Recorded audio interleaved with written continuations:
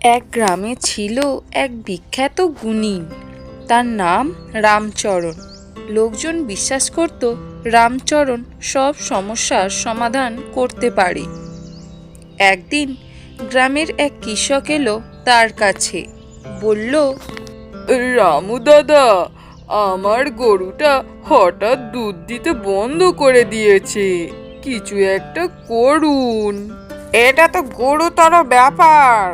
আচ্ছা, তুই গরুটাকে কি খাওয়াস? খড়, ঘাস আর মাঝে মাঝে কলা গাছ। এই তো সমস্যার মূল। গরুর রাগ হয়েছে, তাই দুধ দিচ্ছে না। বলো কি, রাগ? গরুর আবার রাগ হয় নাকি? হ্যাঁ হ্যাঁ হয়, কেন হবে না?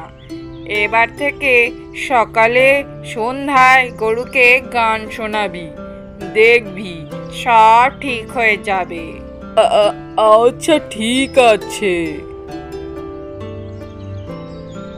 পরের দিন থেকে কৃষক গরুকে গান শোনাতে শুরু করলো। কয়েকদিন পরে গরু সত্যি দুধ দিতে শুরু করলো। কৃষক খুশি হয়ে আবার রামচরণের কাছে এলো। রামচরণ দা, আপনি তো সত্যি জাদুকর। গান শোনানোর পর গরু আবার দুধ দিতে শুরু করেছে। আরে বোকা, গান নয়, তুই যখন গান গাইছিলি তখন তোর মন পুরো শান্ত হয়ে যাচ্ছিল, আর সেই শান্তি তোর গরুর ওপরও পড়েছে। তাই নাকি? আমি তো এই ব্যাপারে কিছুই জানতাম না। হ্যাঁ রে, সমস্যা সবসময় বাইরে নয়, আমাদের নিজেদের মধ্যেই থাকে।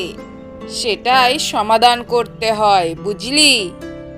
তারপর থেকে কৃষক প্রতিদিন গরুকে খাবার খাওয়ানোর সাথে সাথে গানও শোনাতে থাকে।